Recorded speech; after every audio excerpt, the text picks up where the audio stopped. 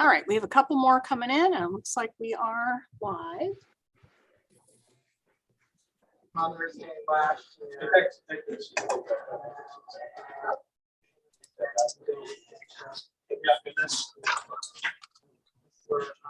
Hi, Sue. Hey, Christina. Oh, hold on. I got to put my headphones on.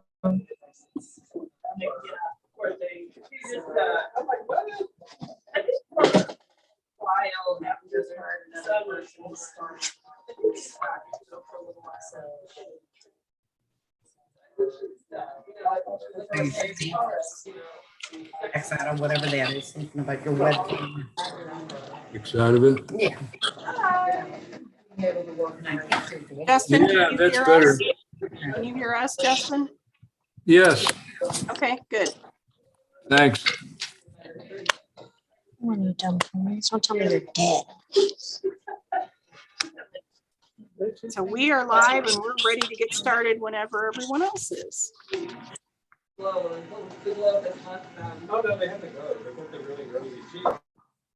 Is Albert here? He is not. Is Lewis? He is not either. Oh, damn. Who's on? Martell is here. Martel, can you do me the favor of starting the meeting today? Yeah, Just I'm calling the good. meeting. Call the just meeting call the to meeting. order, and Okay, then I- ask for roll call. And I then called hand it. it over, and then hand it over to Welda. Okay, after. great. Thank you. Yeah, I call this meeting to order. Now for roll call. All right. Angela Banks. Christina Bennett, Yes. Lewis Cross. Sheila Goodwin. Donna Jones, Present. Yvette Levy.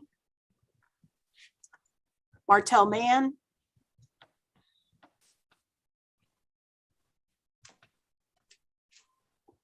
Bobby Richardson, Here. Albert Sanders. Justin Stein, Here, Doris Walker. Present. So we have 6. So we do have a quorum to get started.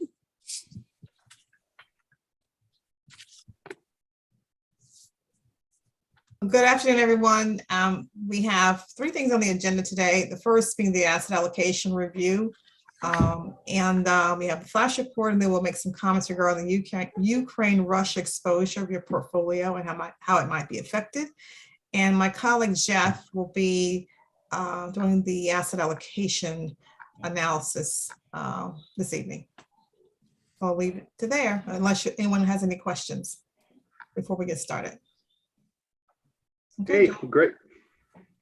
Good afternoon or almost evening to everyone. And we will start with the asset allocation review again, because we have a couple of other things to cover as well.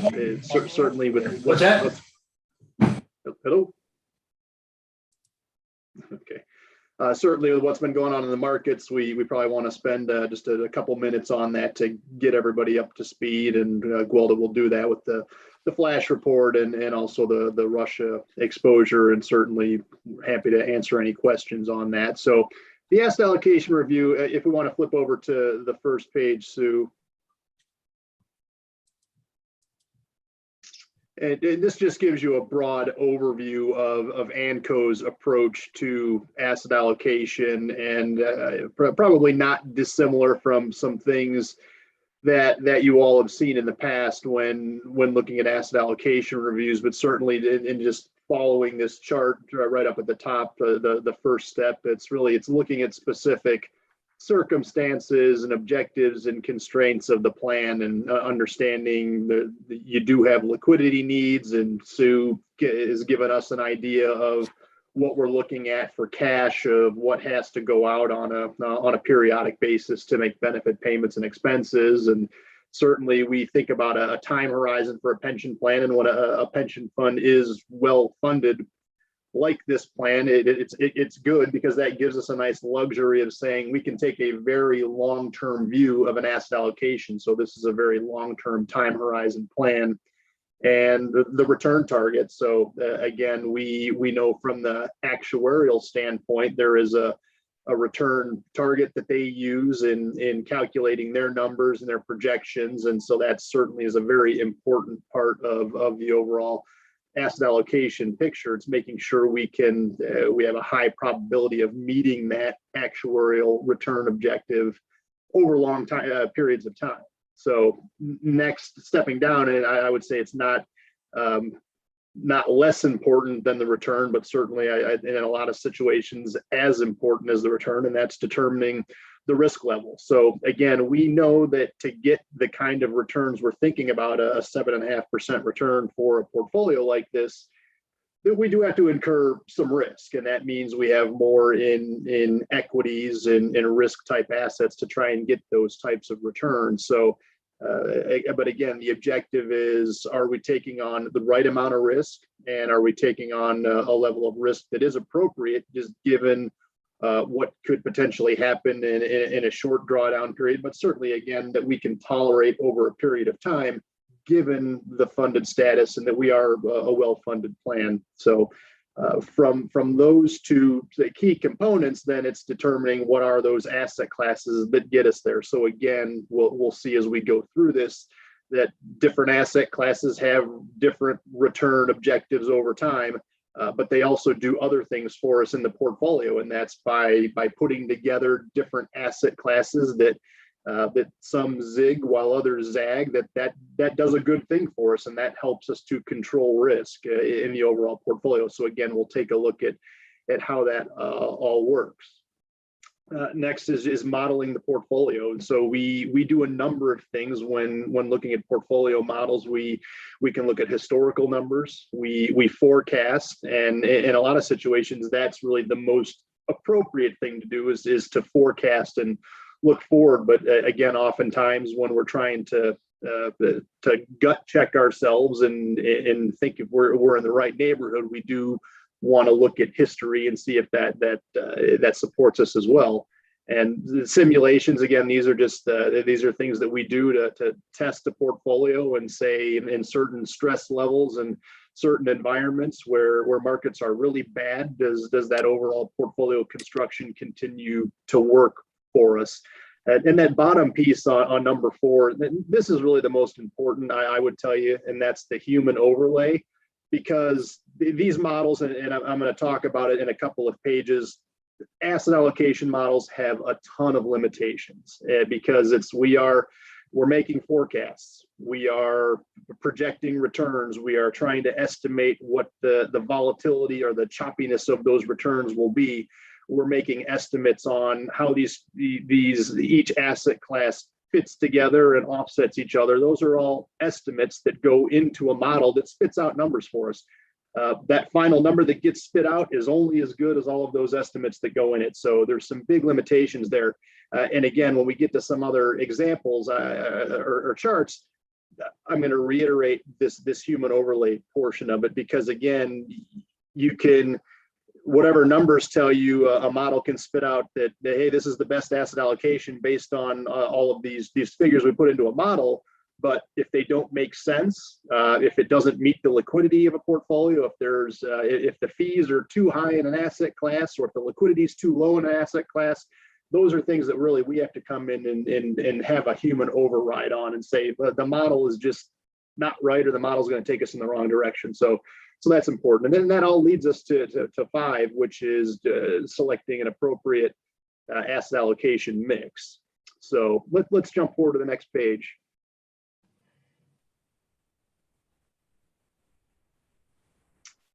Okay, so again, some of this will be a little bit repetitive of what we just talked about, but again, developing the overall investment strategy and asset allocation entails a number of different factors.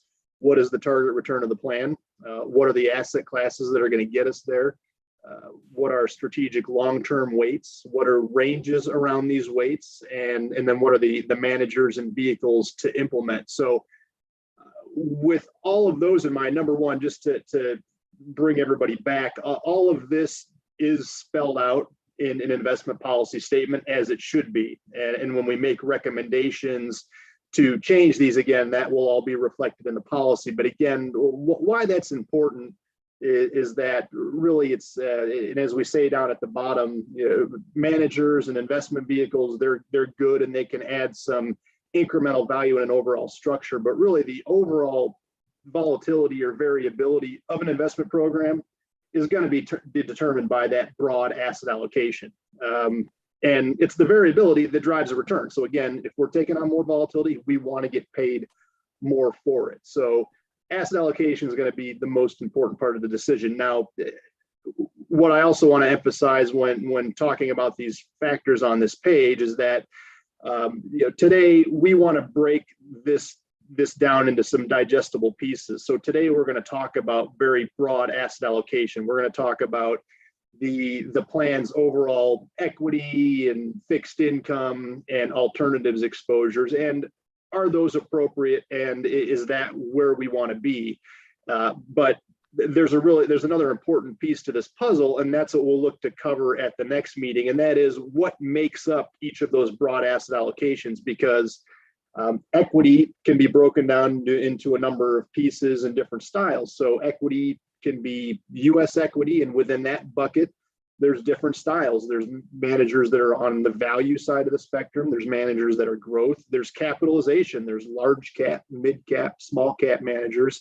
So a lot of different pieces, and all of those have different risk profiles as well. And if they're weighted improperly, you can have a good broad asset allocation, but if your subcomponents aren't structured correctly, you could still be taking on more risk and not getting the best return in the asset class. And the same for international equities. There's also different flavors. There's developed markets, emerging markets, which we'll talk a little bit about today because that's been a real crazy area with the Russia-Ukraine conflict. And again, within that bucket, capitalization, large, mid, small, styles, value versus growth. So there's, again, different ways to weight it and optimal ways to weight it. So those are very important. And fixed income and the alternatives are very much the same. There's different subcomponents of each of those that we want to make sure are weighted correctly and get us there. But again, to really starting at the 30,000 foot view to say, do we like the general allocations to equity, fixed income, alternatives? Does that start to get us there? And then really for the next meeting, drill down, because that's, if we're putting those two together, that's a lot of heavy lifting. That's a pretty big discussion. So we really wanted to start it at this level and then work towards that next piece, which are the subcomponents and the actual managers. So again, that's something we want to look at. Do we like the current managers that are in each of these asset class slots for us? Is there overlap that we might want to get rid of, or are there asset classes or managers that maybe we just think aren't adding value and can be best deployed elsewhere? So that's really part two of this analysis. I'll pause there really quick and see if anybody has questions. Okay, why don't we flip to the next page? Okay, so this is important, and I already alluded to this before, but these models and some of the numbers that we're going to look at in a moment, they have a lot of limitations. So we have capital markets assumptions that go into these.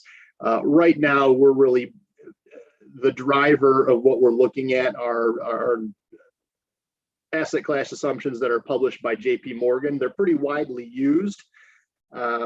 But there's some caveats to them. Number one, they're only 10 to 15 year assumptions.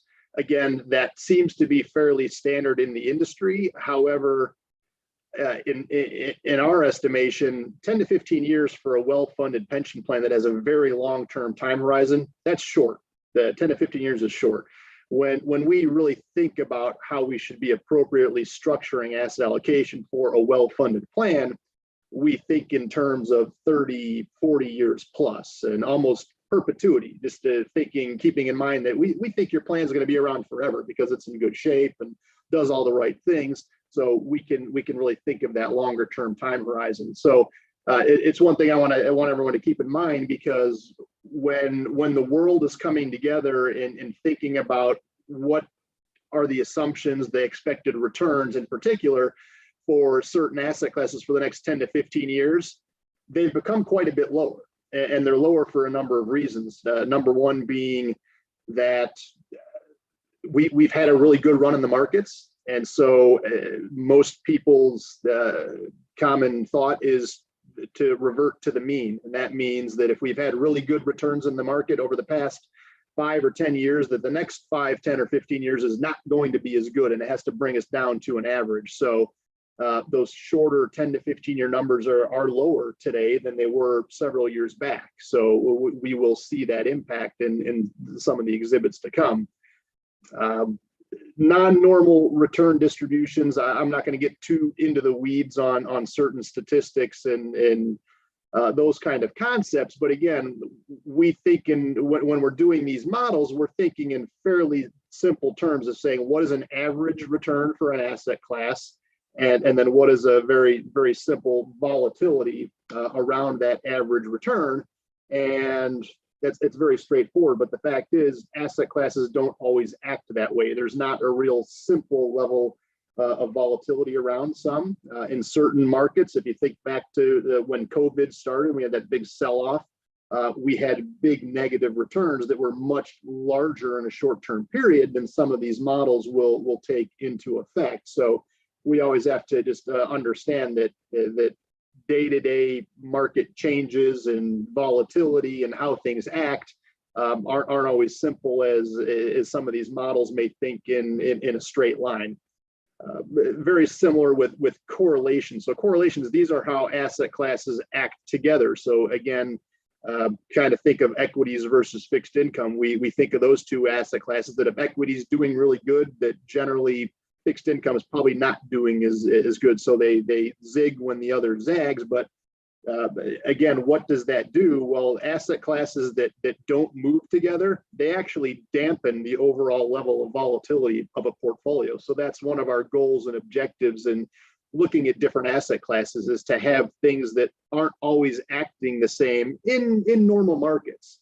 So, but again, that's something we always have to be careful with these models, because they assume that asset classes in every period of time are always acting, are always correlated in the same fashion, but that's not always the case. In particular, periods of stress, again, think of when at the COVID outset, or even now when we're in the period of this market conflict or this global conflict in Russia and Ukraine.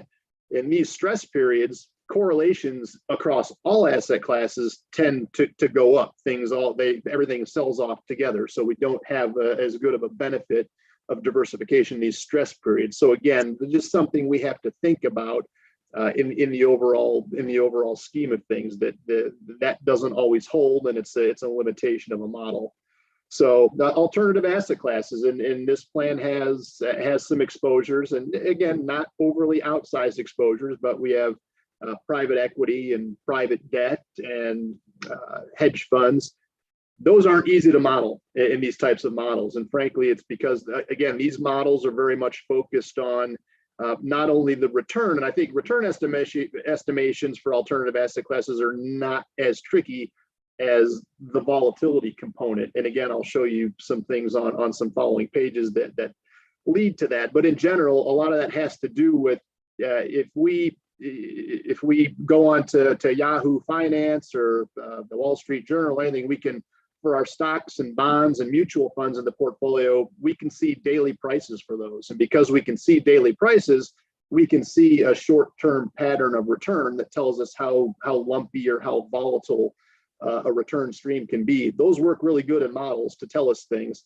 Alternative asset classes that are only modeled, where we only get valuations sometimes at best on a quarterly basis, but even for some of these strategies, the valuations and the true worth of a private equity investment might not come out in less than a period of 6 months or even a year to really determine how that's going to perform. So that volatility number becomes a real big guess. So in really trying to figure out how that fits into a portfolio. So With all that said, those are sort of the big limitations, and we'll touch on some of these a little bit more as we go through the numbers and throw in some caveats as well to what we're looking at. Why don't we flip to the next page?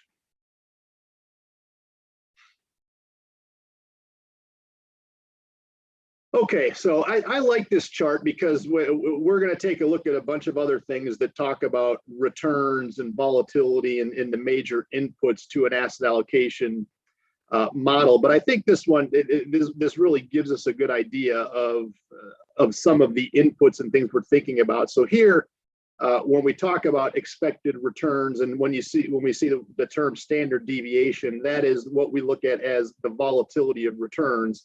And just a better way to drill in on that is if you look at each one of these lines, and let's just use US large cap all the way to the left. So over a 10 to 15 year period, our expectation, at least for this model that we're looking at, is that large cap stocks on average will generate a 5.16% return. So that's the median, that's the mean, that's the expected return, and that'll be right in the middle. And if you follow those diamonds across all of the different asset classes, those will be our mean expected returns from each asset class. So now there's a gray bar that's above or below that, and that really is going to represent that standard deviation or the volatility of return. And what that says is, in any given year, while we're expecting a median, and again, let's talk about large cap stocks of 5.16%, in any given year, large caps could actually return 20%, or they could be as low as 10%. So that's sort of how to read that. And so again, thinking of across all of these different asset classes, so the longer each of those bars, we would say the more volatile that asset class is. But now, what should also go in hand is the more volatile the asset class, we should also expect to get paid more. So if you just plot the line of each of those diamonds across the board, the ones with the longer bands, the more volatility, should be paying us more. That doesn't always hold. And that's something, again, we think is a limitation. And when I take a model like this and think, well, one of the more volatile asset classes is going to be US large cap and mid cap stocks, but the world right now is only telling us that for the next 10 to 15 years, we're only going to get paid 5% for an asset class that has double-digit volatility or uncertainty of returns. We're not getting paid enough for that. So that's when I look at that, I say, if that really holds and that's all we're getting paid for more volatile asset classes, then something's broken. And I think the world eventually catches on to that, and we start to see these catch up. And also, I would tell you, again, forward looking, and the numbers that we look at from forward looking are going to tell us, hey, we're not meeting our return objective. But I would tell you, this is where we pay a little bit more attention to history and say, we've gone through other periods of market stress and volatility, and we know if we can ride it out and continue to rebalance our portfolio and stick to our strategic targets, that we actually do have a very good probability of meeting and exceeding our return objective over time. And this plan has done that. So, but again, just to think about where these assumptions are today. So again, everybody does talk about, if you look at that middle section of bars today, what's a big concern for folks, and that is interest rates. And the Fed just raised rates by a quarter of a point, or 0.25% yesterday. And the expectation is that they are going to raise more. And generally, the way this works for fixed income markets in the short term, that's an inverse relationship. So when interest rates are going up, the actual short-term valuations of fixed income will go down. Now, again, that self-corrects, and over time, that fixed income returns are better when rates are higher, but it is a short-term negative. So again, we can see that gets built into these shorter 10 to 15-year numbers, that you take a look at it and say, well, we have allocations to aggregate bonds and some of these other asset classes, world government bonds, and wow, those averages are not great. 2.6% for aggregate bonds, and for government bonds on a global basis, only 2.7%, and even emerging markets. So it's a very a much more volatile asset class within fixed income, only shy of 6%. So everyone says, well, if we're allocated a pretty meaningful percentage to fixed income, is that going to help us get where we need to be? But again, I think a lot of this comes down to these are very conservative return assumptions. Another thing to point out too, when talking about these models, is that all of these are assuming an index level. For by and large, this plan is employing a lot of active managers, so managers that are actually selecting securities to try and outperform an index. And if we believe, and we do, that they over time can do a good job of that, that's also going to be returns above these mean numbers that we show here. So now what stands out the most is that right section, and these are all of the alternative asset classes, and this is where you see the higher returns. So again, this is one of my big caveats for this type of study, and in particular, relying on a group. And again, I think JP Morgan does a very good job, but I think we also try to take with a little bit of grain of salt that JP Morgan is also a money manager, and they have products that they're out there selling that, in particular, in the alternative investment arena, private equity and real estate and private debt and hedge funds and other areas that they make a lot of money on. So we always have to be cautious. And while they tell us they have a firewall and all of these groups that do these things, I think at the end of the day, you have to be a little cautious of someone that puts out return assumptions and says, well, alternatives are the only way you guys are going to get your return assumption over time. So that's something I also like to point to. But again, the one thing we want to think about is in that alternative section, and this is where I talk about just letting a model drive the entire process without us having a human overlay to it. If we were just to let this model run unconstrained and say, okay, what are the asset classes that you model would allocate to without any constraints that'll get us the return of 7.5% over time? Well, it's going to put a very large percentage over in alternative investments. And we know what the problems with that is. It's they're lesser liquid.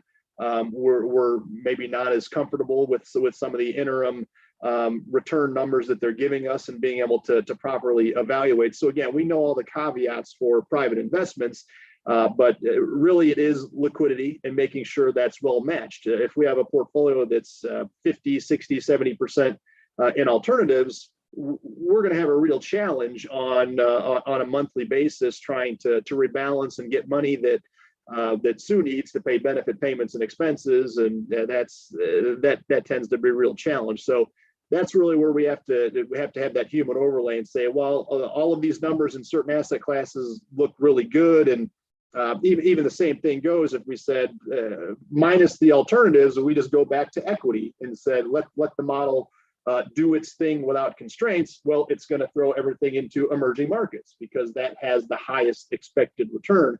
But again, also take a look at that volatility of return. So it's the highest level of volatility in return. So again, we have to take all of these factors into account when we construct or make recommendations for constructing a portfolio and making sure that we're limiting things that the model really likes, but we know there's real pitfalls there. In periods of stress, these are the things that can get us in a lot of trouble if they're not properly weighted.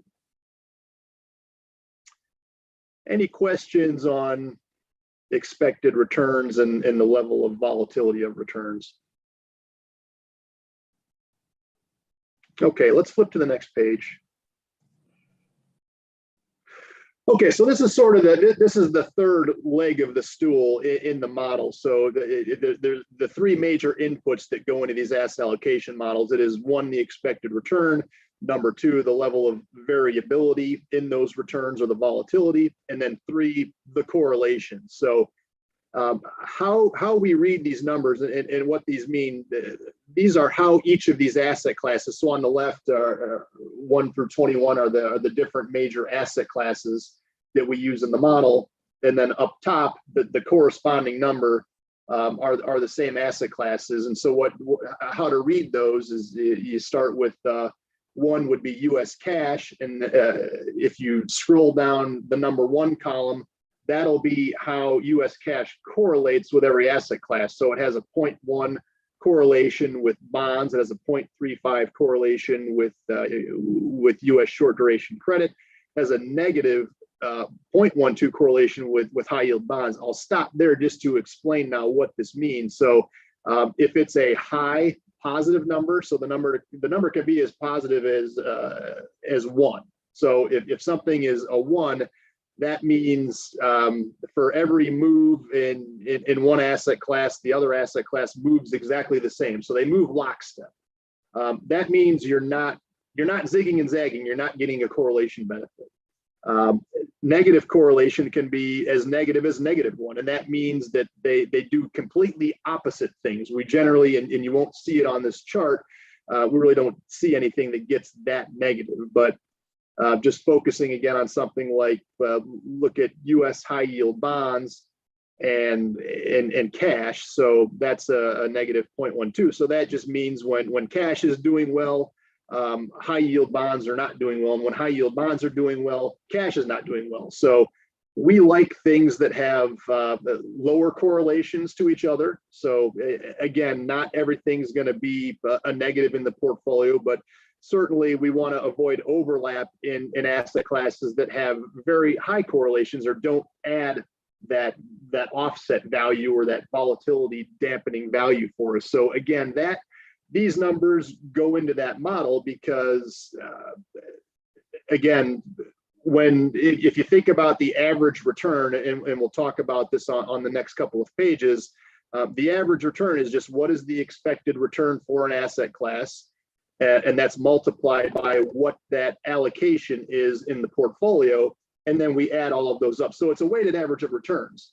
For volatilities, they don't exactly work that way. So you don't just take all of the different volatilities of return and then multiply them by weight. You also have to adjust the volatility factor for how an asset class correlates. So you do that weighted average, what's each asset class's level of volatility, and then weight it by what its correlation is with different asset classes.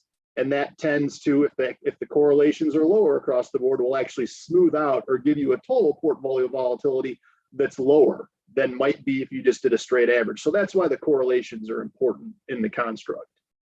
So clear as mud. Okay, let's flip to the next page. Okay, so I won't spend a ton of time on this page other than, as I said before, just thinking about the caveats of the model, and this will just show us some changes. But I think what we can see is by and large in some of these asset classes that have been our return drivers, and these are the actual return assumptions and volatility assumptions that have been in place since 2019. And you can see some, and then the change column is just where they had changed between last year and this year. So the ones that are highlighted green, that just means the assumption, the return assumption and the volatility assumption increased from where it was the prior year. And then the gray or negatives are the lower ones. And I think what's important is just understanding the trend, particularly on those that are the real big return drivers in this portfolio. And that's the equity categories, mid cap and small cap in particular, and then within the emerging markets and global equity, and even in the real estate category, and then in a couple of the important fixed income categories, high yield bonds, leverage loans. The trend for those has been lower. So while those have generally been the big return drivers of the portfolio, historically, expectations for what those might do for us going forward have come down. Again, that's sort of the model set. That's what they're telling us. I think from the human overlay and human judgment standpoint, we have to come in and say, well, we think these are probably a little bit more conservative than the model might be telling us. But again, this just sort of outlays what those changes have been for the past couple of years in these assumption sets. Next page. Okay, so again, this is the important thing to think about here, in that where we are today in these 10 to 15 year forecasts, you can see all the way to the right, those are those expectations for each asset class. And below that, where it says 1 year forecast, which is really the forward looking forecast, if you were to take the current allocation of the pension plan, of the system, and then apply all of these forward-looking assumptions that are applicable to the plan's allocation, you would get a forecasted return of about 5.94%, with a volatility of return of about 11 or 10.88%. So we would take a look at that and say, wow, that's not. We have a 7.5% return assumption. That's not great. That's not getting us there. So again, that's where I caveat it and say, we think that the return assumptions on a 10 to 15 year basis are fairly conservative, have some biases in there, like that reversion to the mean and those other factors we talked about, who's actually making these assumptions and what asset classes they favor. And say, if we really look at historically where we've been, so that's all the way to the left. So again, that's taking the system's asset allocation and applying historical returns for these asset classes on a weighted basis. Where have we been? For 3 years, almost 8.5%, 5 years, almost 10%, 10 and 15. So again, this is just based at the asset class level, but these tie out pretty close to the numbers that you see in your 12/31 performance report as actual numbers. So again, your actual numbers are a bit better than this, because there is your structuring is better than what the total index level tells us, and then you also have that benefit of the active managers on the portfolio that have been doing better than indices. So, but again, this will tie pretty close out. But again, we don't want to totally rely on history.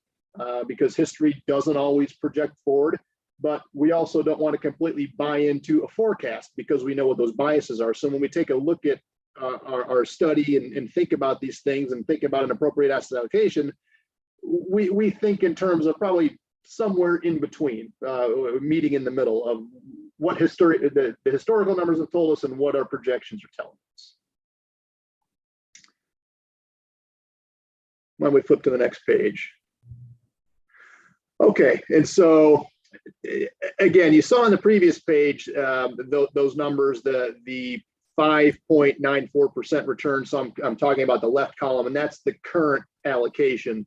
So and then that standard deviation 10.8%, and that Sharpe ratio, all that is that's a number that tells us for the amount of risk we're taking on, how much return are we getting. So the higher that number is, the better. So if you're taking on a certain level of risk, you want to make sure you're getting paid for that. So we always like that Sharpe ratio, return for measure or unit of risk, to be a higher number.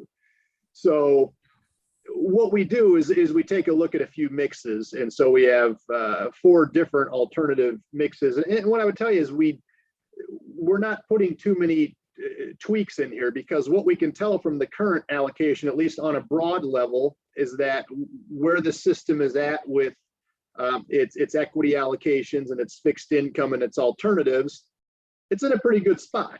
And our biggest comment on this would be, and again, this is something we'll address at the next meeting, it's really how the underlying pieces are constructed. So when you think about the fixed income portfolio in bonds, and are there things we can do to improve that, and are there managers that make better sense, or that we might want to replace, or where we have overlap. So as far as that's concerned, that's probably the more important piece of this puzzle today, because we don't really think on a wholesale basis you need to make large asset allocation changes. We don't think you're massively overweight or underweight equities. We think you're pretty close. We think your fixed income allocation is pretty close to where where it needs to be in total. And then your alternatives allocations, we think are fairly right-sized given the objectives and constraints and in the overall liquidity profile of the plan. So a couple of things, if we were to again make a couple of changes, and you can see what we did in each of these mixes, but for instance, adding infrastructure as another lesser liquid or alternative asset classes. So and also moving around some areas within the markets and within the equities, thinking about the large cap versus small cap ratio in the portfolio. Those are all things we can look at tweaking, and that's really what we reflect in these different mixes. But as you can see, whenever you make these types of changes, and I'm focusing on the bottom section under the single year expectations line, that we can do things that marginally increase the return in the portfolio, but sort of going out to mix 4, we've done a few things. We've reallocated some of the equity exposure. Again, we have the direct lending being a little bit higher in the portfolio, and some other areas that we've addressed and tweaked within fixed income, a high yield allocation. So all of these things can improve the return, but for the most part, they're coming with more risk in the portfolio. So we're sort of at the point where we have a fairly optimal asset allocation mix that gives us a good solid return expectation, and does it at a pretty moderate level of risk in the portfolio. Any bit of incremental risk we're taking on in the portfolio from here, at least by adding a riskier asset classes, probably not getting us much more in return, but it is taking up that level of risk in the portfolio. So again, I think what this really tells us is from that broad asset allocation standpoint, we wouldn't have any major recommended changes. But again, I think really what we're going to be focusing on for the next meeting is how are the pieces put together. So do we like the weighting of emerging markets as an overall percentage of international equity? Do we like the large cap, mid cap, small cap mix of the portfolio, and how does that work in the overall construct? And do we want to think about other areas within alternative investments for adding to the portfolio? Yeah, and Jeff, I think Trustee Bennett had a question or a comment. Sure. Yeah. So in all of this analysis, are you also doing a cash forecasting analysis on top of this regarding the $125 million of cash that we have to pay on a yearly basis for benefits? Right. So that again, that all gets factored into this overall construct. And again, Sue did just recently provide us with the cash flow and the needs for the rest of the year. And so when we come back to the next meeting with a structure and potential rebalancing in the needs to get the cash that we need, that will all be taken into account, and that is taken into account from our recommendations. So we will look at that. So I know one thing, and again, I don't want to go put the cart before the horse, because we'll have this laid out in more detail for the next meeting. But I know, Christina, this is something you've had a question about, and we're certainly taking a look at it. It's something like a GMO, and in this construct, is that adding a lot of additional value for this portfolio in terms of the return that it helps generate, and the volatility dampening and correlation and everything that goes into this type of structure. And in our view, probably not the best fit. And so we would think that that's probably a good thing to think about from a liquidity standpoint, that if we wanted to move away from something like a GMO, that we could potentially be drawing down from that over the next several months for liquidity. So, but again, yeah, I mean, that's, I think to directly answer the question, yes, certainly the cash flows and the needs for the plan are very important in this process. And again, that's really something that is a big driver for us on how we're looking at the overall liquidity structure. And that's a real governor for us on these alternative investments. And that's why when we look at the kind of cash that is needed on an ongoing basis, tells us, well, it would be great from an expected return projection to have 50, 60, 70% in alternative investments. This plan just doesn't have the appropriate liquidity structure and requirements for us to have that kind of a structure. And does this also take into account some type of projection analysis to project growth in payments, as well as the contributions? It's not in this study. That's certainly, if that's something you want us to put together, we could.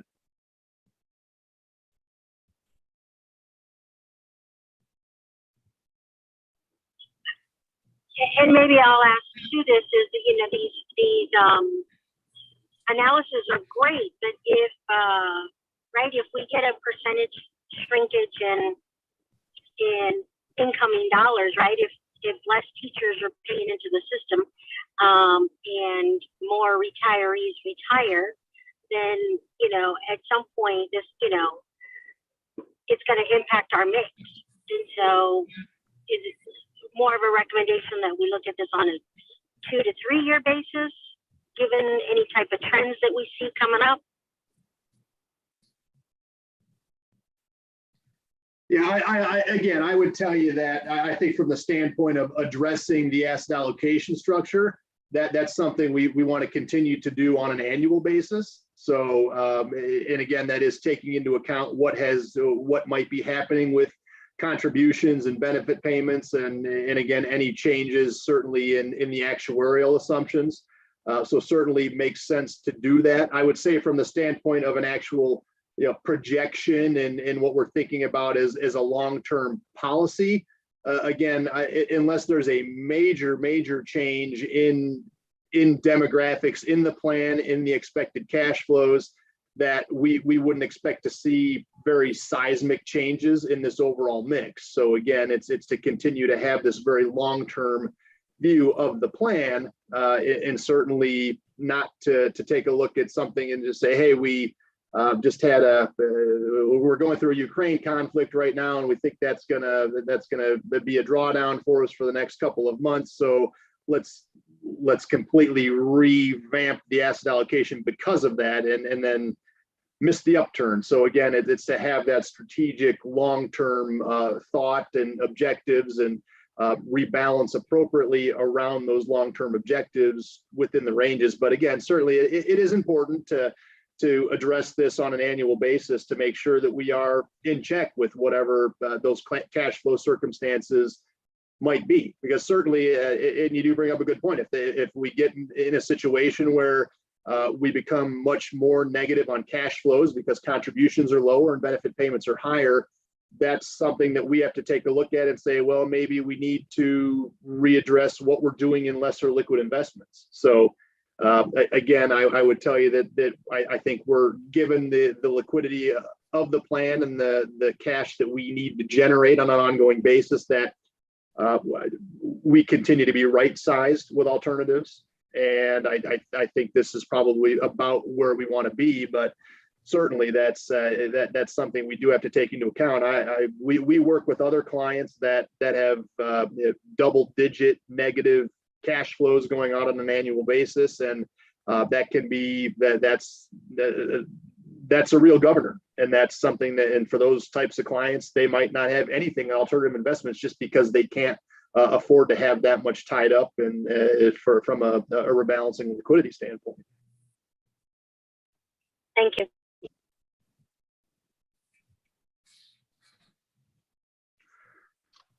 Okay, so again, with that said, it's I think the objective today was not to come in and say, hey, let's choose mix 1, 2, or 3, or 4 over the current structure. But I think this is more of the proof statement to say, from the standpoint of making any major changes probably not going to do much to move the needle on that forward-looking expected return. But there would be a volatility trade-off in the portfolio, and where we sit today, we're pretty comfortable with that. And again, I think from the standpoint of these forward-looking projections and the caveats that we talked about, I think probably the more important piece of this is just focusing on the volatility of returns, because I think we do have our thoughts on these return projectives and to what extent these could be very much on the conservative side. So if we want to flip to the next page.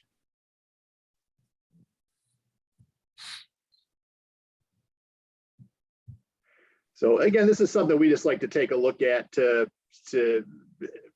what I would say take a little bit of a sting off of those forward-looking numbers and just thinking about things in a historical context. And again, we've seen that with the system and their numbers, that historically, despite what the forward-looking numbers have told us year after year, even if we went back 5 years, those forward-looking numbers were conservative, and this plan has done a great job of being above and beyond that return expectation. But this is analysis that just takes a simple 60% equity, 40% fixed income mix, and you can see that's actually 50% US equities, 10% international, 40% fixed. A very simple structure, but just looks at it over not only different time periods on an annualized basis in that top table, and you can see it goes all the way out to 40 years, but you can also see it on an annual basis below. And so really, this is just a way to think about that.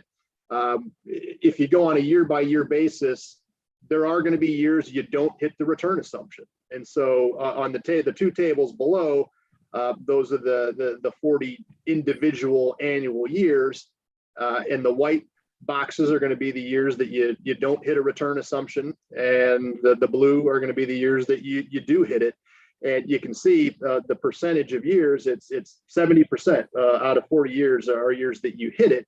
But again, we know that we pay attention to these things on an annual basis, and I know actuaries come in on a year that you don't hit it and say all sorts of bad things, but at the end of the day, it's a long-term view and objective, and we think about these things in 30, 40-year increments for a well-funded pension plan.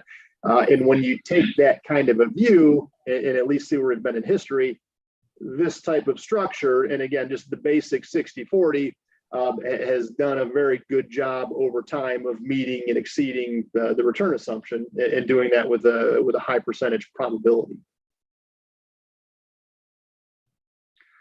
So next couple of pages are just the, again, graphic representation. Let's skip forward one more because that's a rolling 5-year. This is, sorry, that was a rolling 4. This is a rolling 5-year. Again, this is just more of a graphical picture of what we just saw in those tables, but this just says that 60-40 mix, if you look at it in rolling 5-year chunks. And again, I would just look at that and say, I even think that's a short-sighted and a short time period for looking at this type of analysis. But even if you truncate it to 5 years and the 7.5% red line, so that's the target, and on a rolling basis, we look at the number of periods that were actually below that. So from the box up at the top right, you see for 309 rolling periods that you're almost 70% of the time on those rolling periods, you're above the 7.5%. So the 7.25% for 312 periods, you're at 70%. And at a 7% assumption, you're almost 72% above that on these rolling periods. So again, when you start to make this longer, and if you were to do rolling 10 years, those percentages even increase more. So again, it's having that long-term focus and continuing to look at an asset allocation from that perspective. And next page.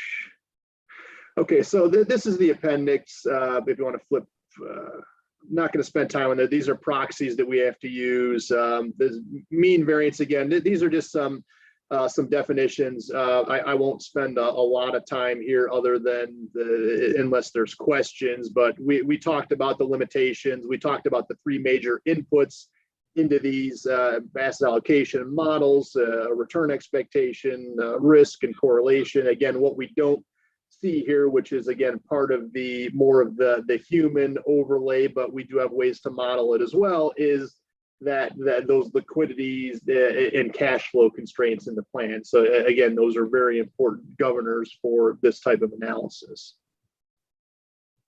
Next page.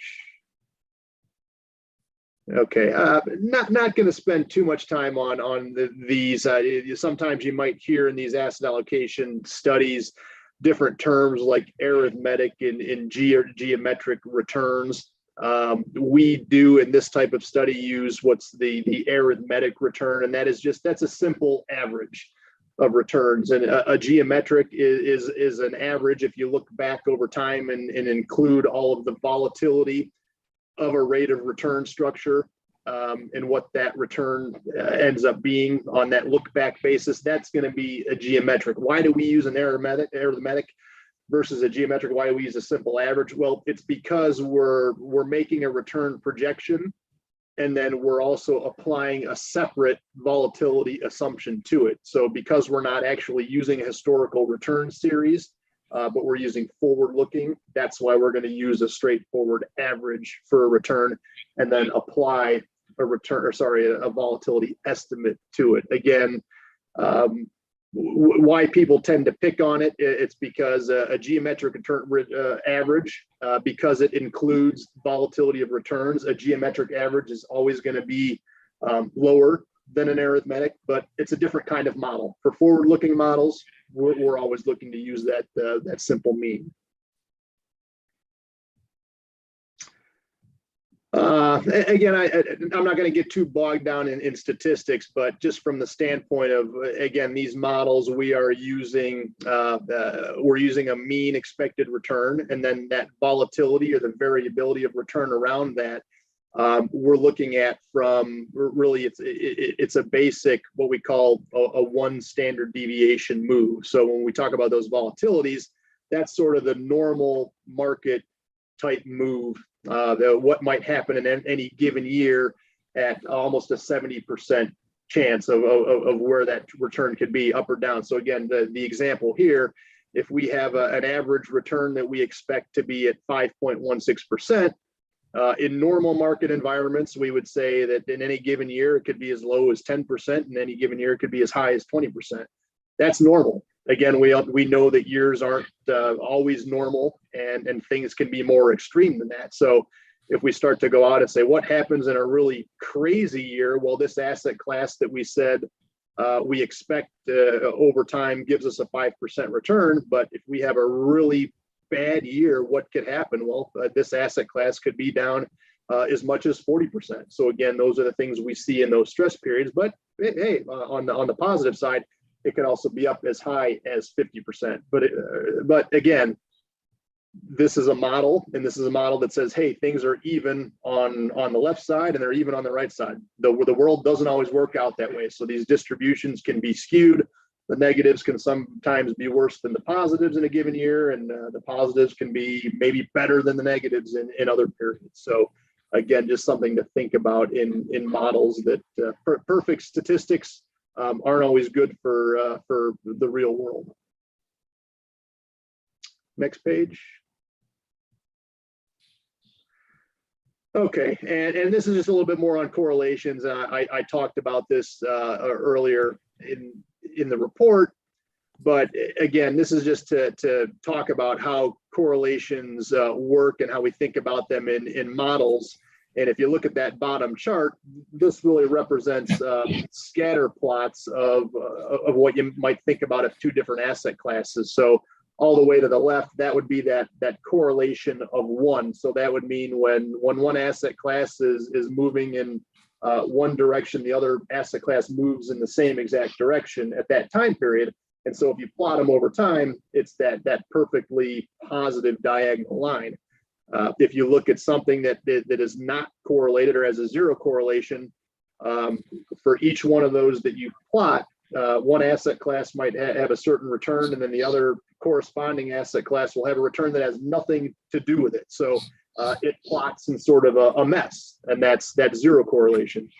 Perfect negative is just the opposite. So as we talked about before, if one asset class is up in a period, the other asset class is the exact amount down. That's perfect negative correlation, and that plots as that declining line on a plot. So again, from the standpoint of what that means for a portfolio and modeling, it's when asset classes have no correlation or negative correlations, they offset the total volatility in the portfolio. It brings the total portfolio's volatility down for us. That's always what we're looking to do. We want to be able to generate a good amount of return from higher performing asset classes, but also have those asset classes offset each other in bad periods of time and bring down that total level of volatility or return jumping in the portfolio.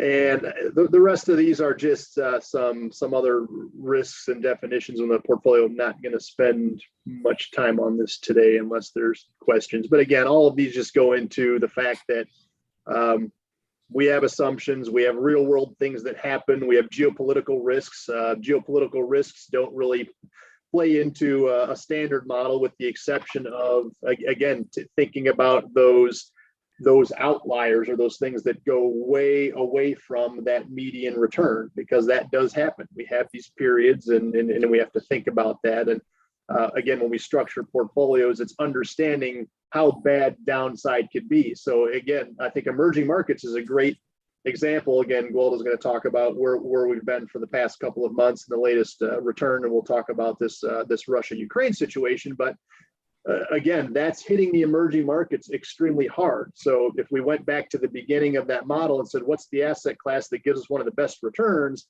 and just let the model go there, well, it would give a lot to emerging markets. Well, the emerging markets also has a very, very sizable downside in these stress periods. So we have to factor that into our model and say, how much of that downside do we really want to accept in any given period for the return that we're getting? And so that really puts that cap or that limiter on that asset class for us.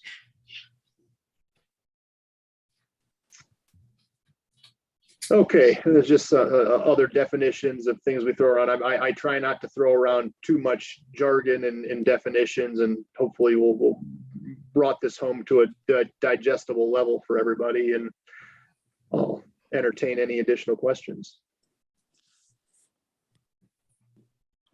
I don't have any questions. I just want to say thanks for the detailed report. I hope everyone learned from it, and we might digest it and come back next month and ask you some questions. Good, and that's great. I hope if everybody does get a chance to digest, because it will, again, at the next meeting, we'll bring that piece home a little bit more, because we'll then have your portfolio, your actual managers, and then how those translate into what could be changes in that asset allocation and what that looks like. So it'll be a lot more meaningful when we take a look at that sort of chart and analysis.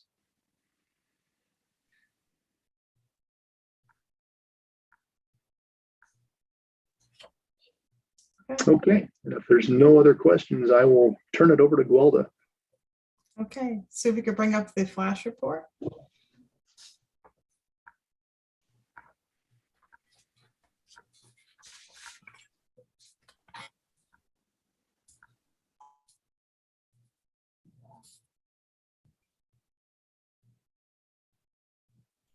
Okay, turn to the next page. Well, as we all know, February has been quite a roller coaster, or was quite a roller coaster. The market environment was challenging, with inflation being at the highest it's been in 40 years. And then towards the latter part of the month, we had the crisis emerging in between Russia and Ukraine. And it's created a lot of uncertainties in the market. And this is reflected, as you can see here, in the numbers. If you look in this upper left-hand chart, you can see for the month of February, you've got negative numbers going down in the equity markets, with the exception of the Russell 2000 index. And if you go down further with fixed income, you see that the numbers are also negative there with the rising interest rates. So this is a very tough month for the markets, and the Russia-Ukraine thing did not help any at all. If you look over to the right-hand side of the page on the commodities, something I want you to look at here is the price of oil.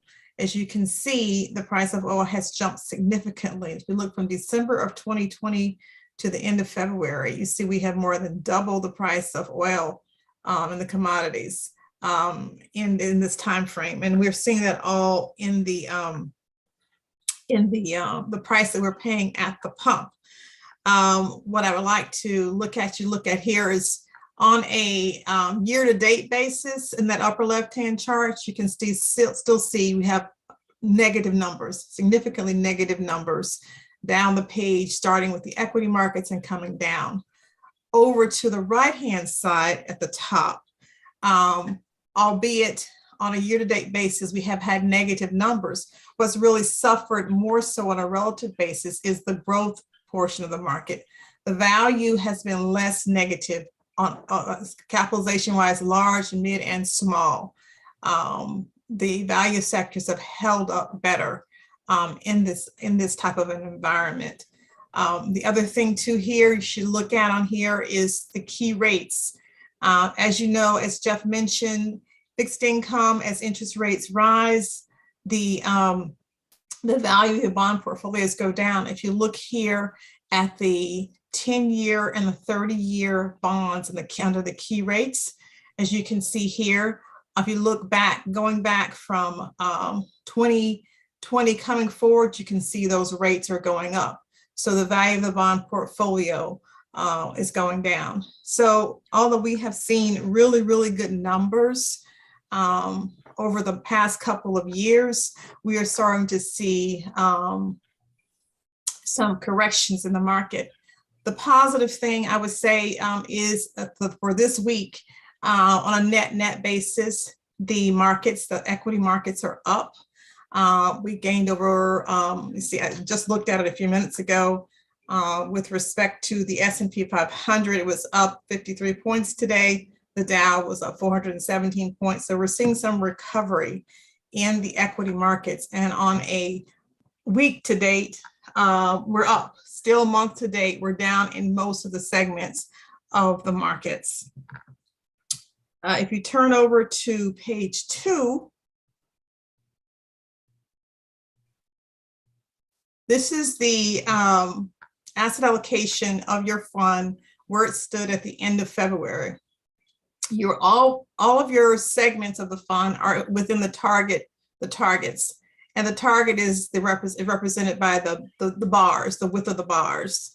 The upside down triangle is where you are currently.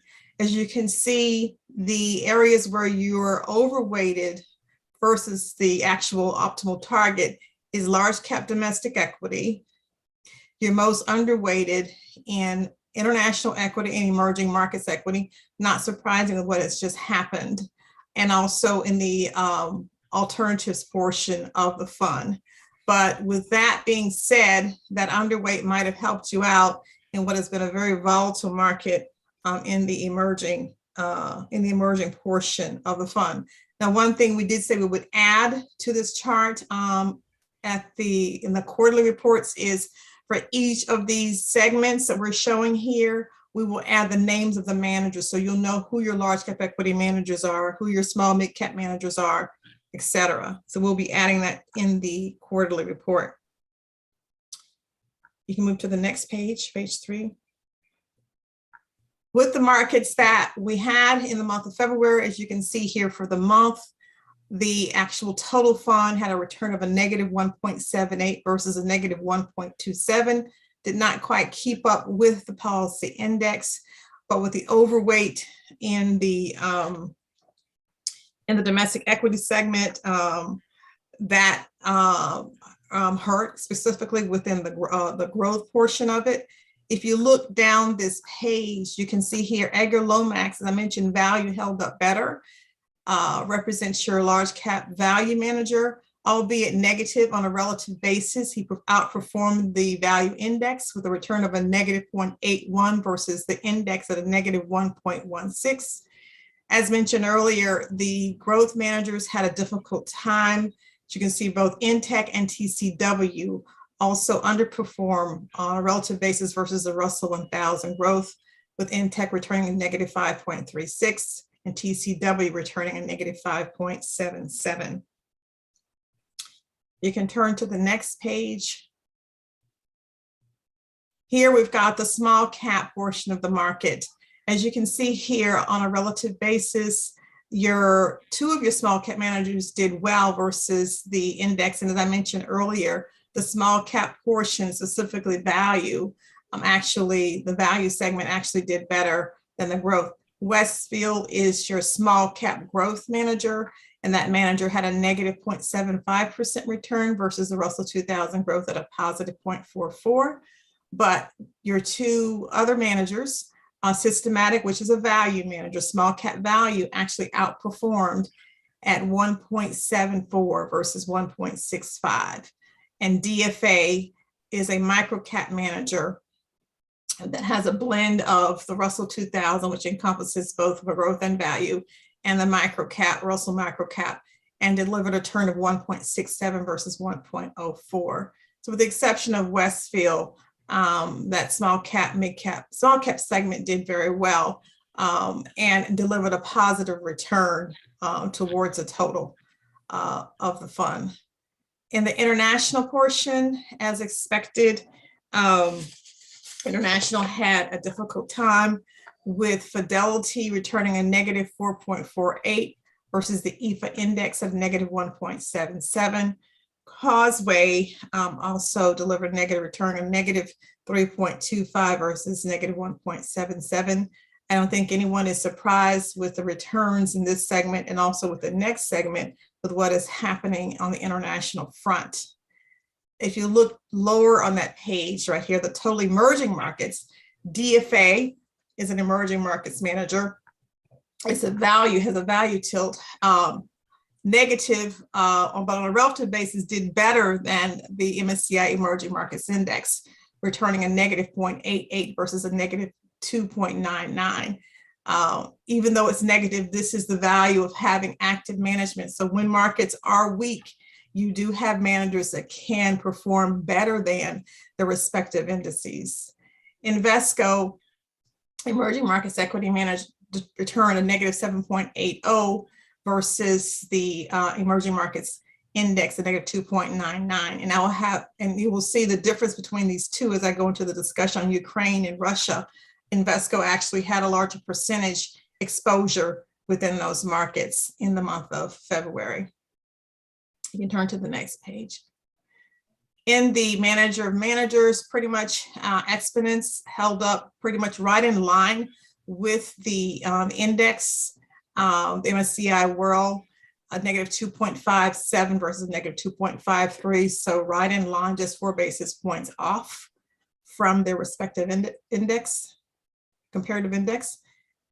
In the next page, we look at the fixed income components. Manulife and Ernest Partners, Manulife and Ernest Partners on a relative basis held up and just slightly better on a relative basis versus a Bloomberg aggregate, a negative 1.04 versus negative 1.12 for Manulife, a negative 1.07 versus negative 1.12 for Ernest Partners. Exponents, which is a different kind of manager, we expect the volatility that comes with this did not perform as well in the month of February, negative 2.71 versus negative 1.12. But if you look at that manager on a long-term basis, it has held up and it's a good complement within that core fixed income component of the fund. Absolute return, Loomis Sayles Strategic underperform a negative 1.39 versus a positive 0.23. Tips is a good component to have in there, especially with inflation going up. Actually, that's just a index return, but it's a nice little, it helps a little bit with the total return, albeit a small percentage, a positive number in what was a difficult market. Then if you go down the page, you've got the Neuberger Berman Global Opportunistic Fixed Income. Walda? Yes. Well, this is Christina. Backing up to Loomis. Yeah. Again, I know it's a tough market, but since inception, they have been under. maybe, hold on, I can't, is it the 5-year? They were above. But, No, maybe that it's, first year, yeah, it's I can't, I think it's a 3-year or 5-year? she'll come down a little bit. I can, Yeah, there it the is. 3-year number, they're actually above 4.22 versus 4.14. What I'd like to do is I need to look at the annual returns in the manager's return stream to see where they really were hurt. I'm thinking it's within the last year because the 3-year number is showing positive. Yeah, because I mean, the whole basis of a alpha trust is to gain, to, you know what I mean? Right. To, try to beat the benchmark, and they've They're just been not. off. Yeah. And that's part of what Jeff and I'll be looking at when we look at the manager structure next month to see, not only is it the right fit or mix within the portfolio, but also if these are the right managers for the different portions of the market.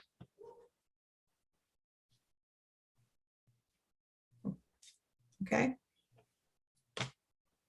Christina, you good? I'm good, thank you. Okay. All right. As we move down the page, you've got the emerging markets debt, Lazard, and what was a difficult market also for these emerging market debt managers, protected versus the benchmark on a relative basis, negative 2.98 versus negative 4.26. Next page. And then these are your global asset allocation managers. You've got 2 managers here, and that's something also we'll be looking at during the structure, whether to maintain, and if so, do we really need 2 managers in this area? As you can see here, GMO did not hold up as well versus the PIMCO All Asset Fund. GMO had a return of negative 3.64 versus a negative 2.03 for their benchmark. And the PIMCO All Asset Fund had a return of a negative 1.36 versus the All Asset benchmark of negative 1.69. In hedge fund arena, you can see here that Entrust, albeit almost, this is one of the ones we were talking about some issues with, actually on a relative basis held up versus the Fund of Funds Composite Index, a negative 0.25 versus negative 0.70. And White Box and Grosvenor, Bright Box actually was positive. The 1 out of the 3 hedge fund managers was positive, although not as positive as their benchmark at a 0.30 versus a 0.72. And Grosvenor, on a relative basis, did better at a negative 0.44 versus a negative 0.70. So that pretty much, and I think the next page is real estate, I believe, and those returns are not, of course, not in the monthly flash reports. That's pretty much how the fund performed and usually the reason behind why.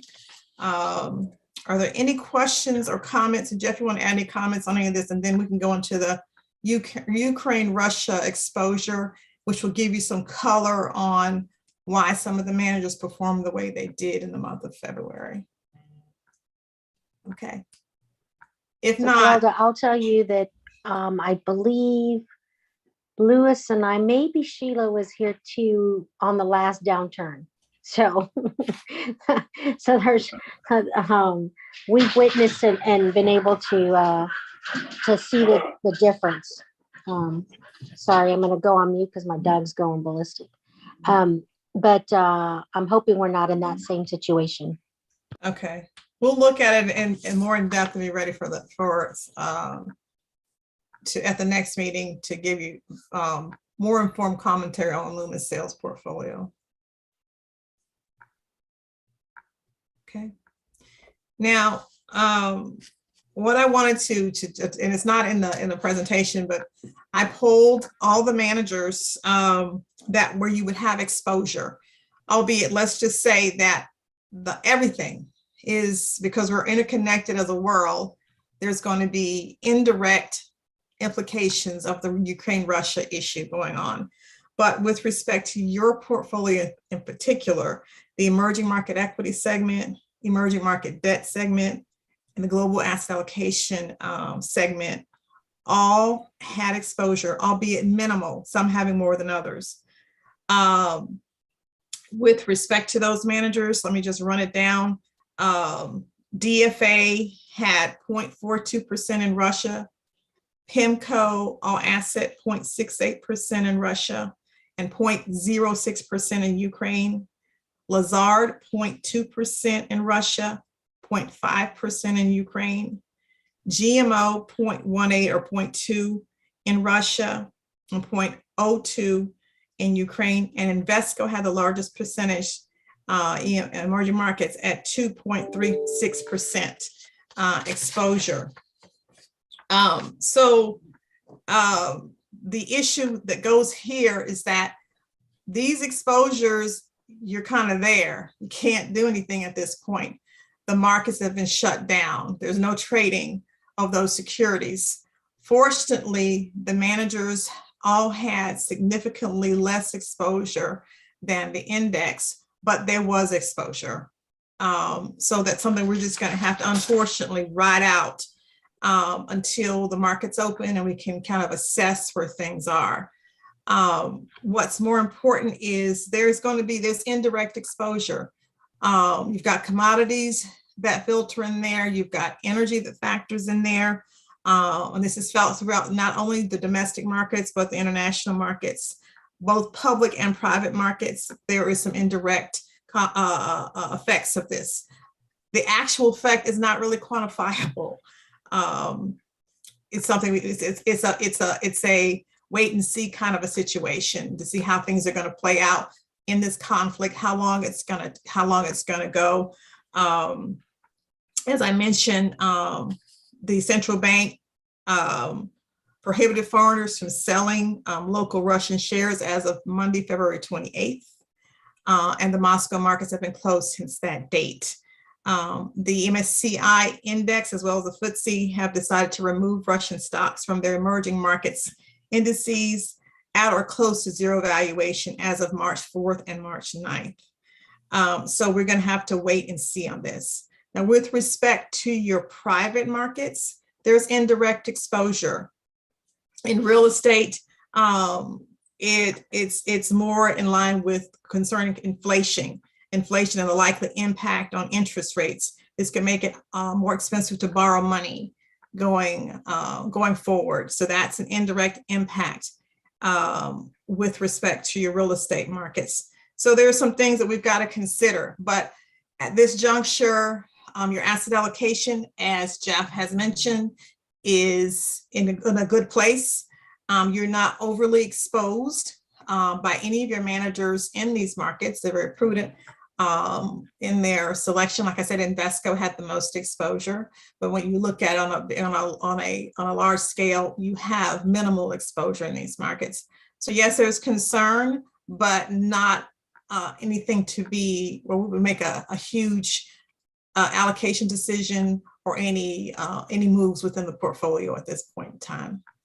And with that, I'm open to any questions. And Jeff, if you'd like to weigh in with additional comments, welcome. Yeah, no, that's I think that's really good. And I think the only commentary I would throw in there too is just, and again, Gwilda touched on it with the portfolio structure, is that if you think about the portfolio and looking through and those minimal exposures, but if you just look at the individual managers and you're scrolling down that 1 month column and say, hey, we had managers that were down 5%, 6%, and one that was down as much as 8% in an Invesco, and say, well, that's not great. They weren't exposed. But then if you look at the bottom line of the portfolio being down less than 2% in a very volatile month, I think that says something about the structure, and that we're certainly very well diversified and have some nice levels of protection via other asset classes. And again, just thinking about that discussion of correlation and things zigging and zagging.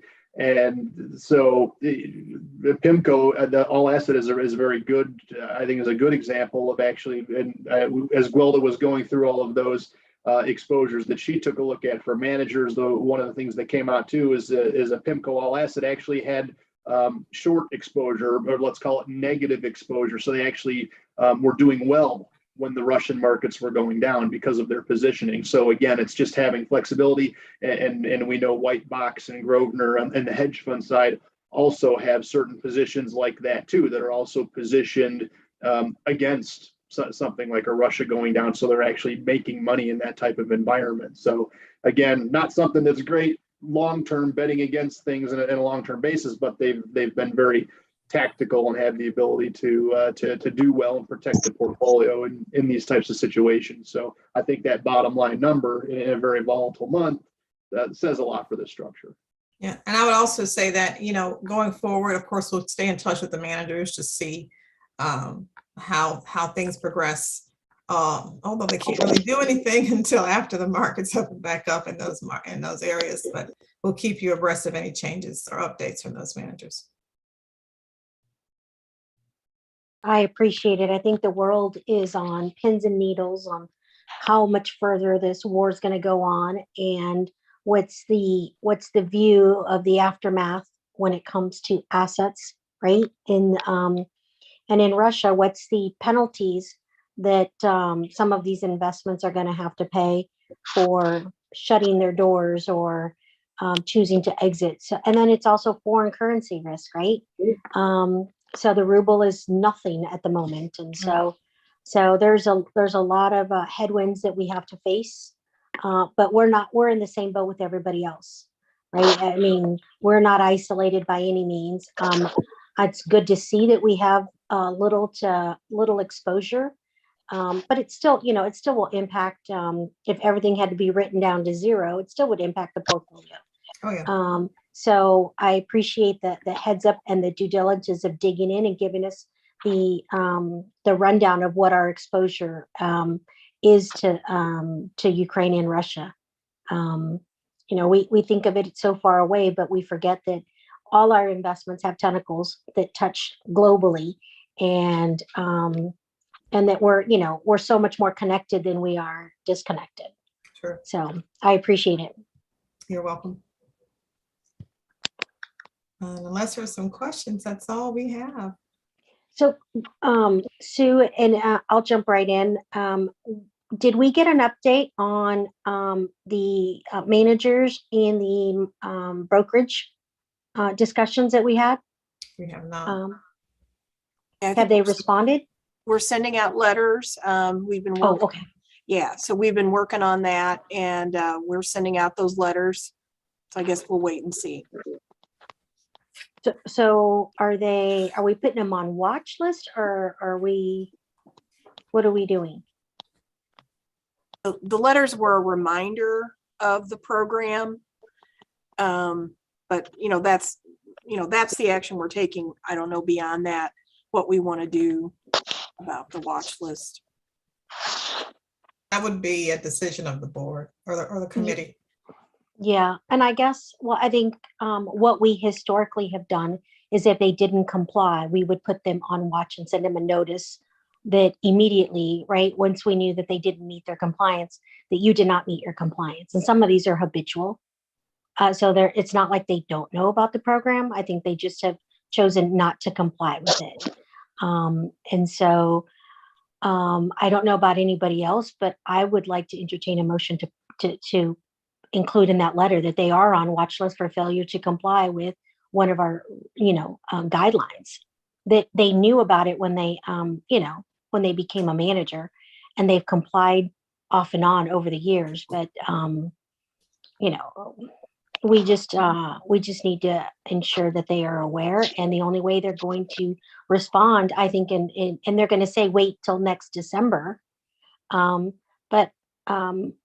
want them to I don't want to wait until a year from now to find out if they comply again. And I think the letter does state in there that it's outlined in the investment policy document. Pretty sure the letter that we sent over as a draft states that is part of the investment policy document, which they all have copies of. Mm-hmm. I mean, and they all have access. All our reports are online, and when they sign so in our guidelines, it says that every year they are supposed to submit us a a letter indicating that they are in compliance with our guidelines, and we've never received that. So either we remove it or we put some teeth to it, but we've never received a letter from our managers that says, hey, we're in compliance with your guidelines. Or and again, I think it's just failure to follow through. And you know, and I'm pretty personal to the minority brokerage program because it took us forever to institute it. And then to see some of these managers not comply with it really, for me, is an insult.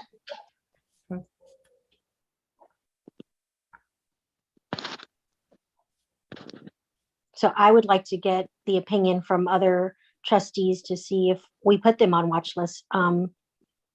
Because I think it would encourage them to meet that guideline for 2022 sooner rather than later. Can I speak? Mm-hmm.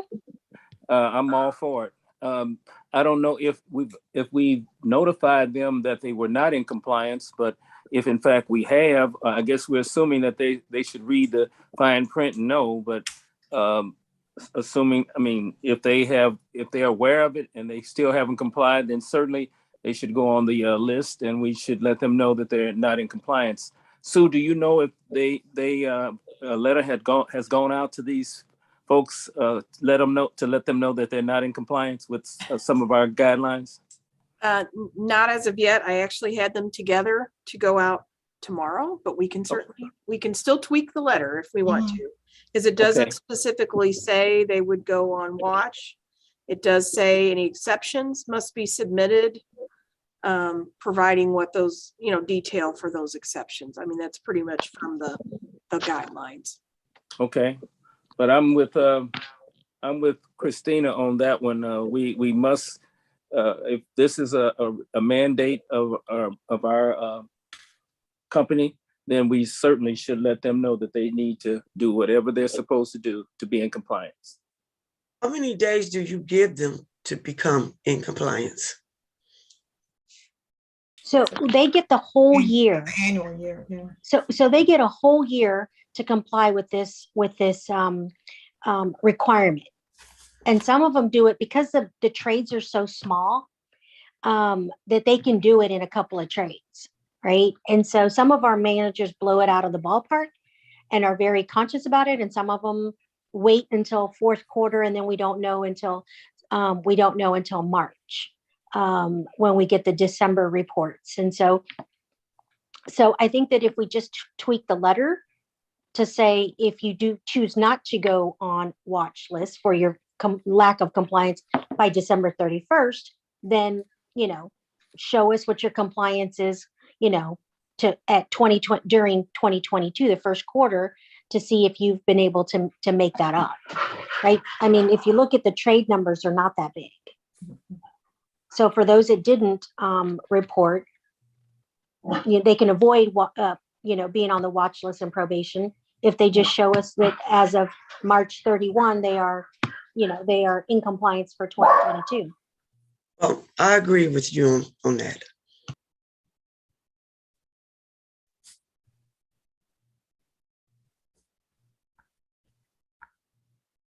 Christina, Albert, what are your thoughts? I was thinking that Lewis, he mentioned earlier, as long as we have, I know they're supposed to be in compliance by the 31st of December, but if in the letter, if we tweak the letter that say, okay, you weren't in compliance by, like you said, by the 31st, then we do need, we need those numbers. You don't put ASAP in a letter like that, but we need those numbers soon or by the end of March, or you're going on the wait list. Oh no, not the wait list, the watch list. Right.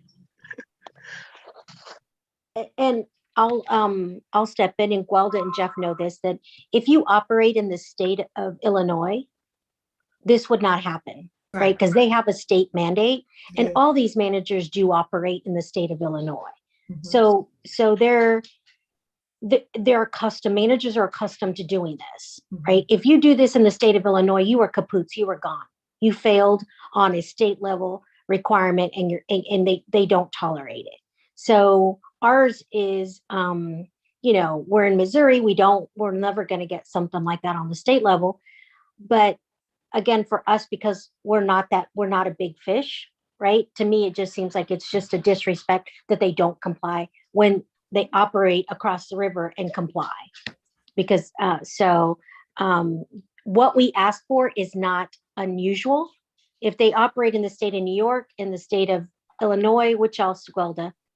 Does California have a requirement? I'm assuming California, but maybe, I don't know if Texas does. I don't think Texas does. But definitely New York and Illinois Mhm. are the closest to us that this would not be tolerated whatsoever. So there's no manager that only operates in Missouri and not in Illinois that we have. Right, and regardless, it's in our bylaws or in our fine print. It's not even in the fine print. It's in the print, and they should read that, and they should be in compliance. So I mean, I agree. If that's what we said, then they need to be in compliance yesterday, not, the 31st. I was thinking like, oh, it is March already, but I was like, oh, the end of March. I mean, that's a decent time because it gives them time to get the letter and then get the numbers. But that would be at the latest. It's the end of March. So I can work with you to tweak that letter. Okay, that'd be great. Sue, do you need a motion? I don't think we need a motion because, Committee. yeah, we're in committee, so Okay. I think we can just be something, it's already in our guidelines. It's just an administrative action. Thank you. I appreciate it. Is there anything else on the agenda, Sue? There was not. The only thing I would ask is our pension and investment subscription is getting ready to run out. I would renew it April 1st. Just making sure everybody is good with continuing on with that one. I read it like crazy. Alan, did you get my email on the San Luis Business Journal? Yeah, they just keep sending those. I know everybody, I get them. So Okay. anyway, they won't stop. Sorry. And I'm not sure if sorry guys, but you didn't get the invite. But there is a NASP Women conference coming up at the end of March.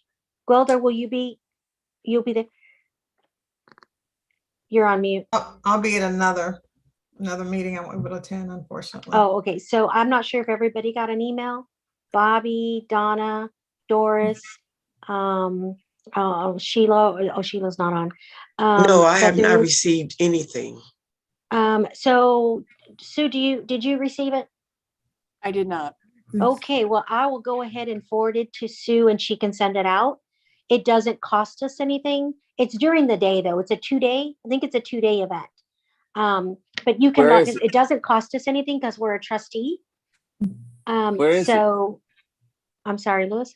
Where is it? Where is it? It's Where's the virtual. meeting? It's Oh, virtual. Okay. It's a virtual meeting, so it doesn't Okay. cost us anything.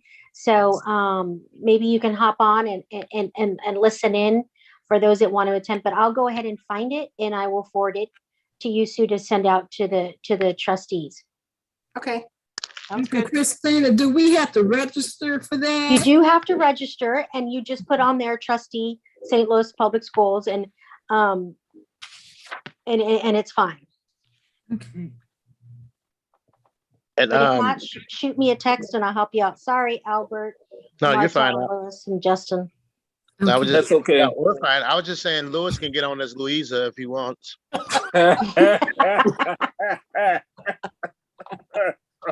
She said it was a women conference. Did it include you, Louis? You say women. Albert's just got jokes Oh, today. boy. Albert, I'm gonna have to call you Butter because you're on a roll, man. Well, if there's no other announcements or questions, can I get a motion to adjourn? I'd like to make a motion that we adjourn the investment committee meeting for March the 18th at 17. 17. 17. March the Look at 17th. Albert wearing green. So are That's right. you. 6:18. Richardson second. I- Second, all right. Martell, thank you for starting the meeting for me, Albert. Martell had to step in and start the meeting for us. Thank you, Hey, Martell. hey, you know, it's the No last day of problem at all. school. I was trying to get everything. I got to bring a new pet home. I was just getting everything settled because it's the last day of school. I was like, man, then I looked, that's it, it's 4:30. Oops. Yeah. Yeah, it Thank you, happens. everyone. break. Have a great weekend. Be safe. Bye. All right, take have a care. good one. Bye. Thanks, Bye. everyone. Bye. Have a good weekend. Now. All right, Thank bye-bye. you. Bye.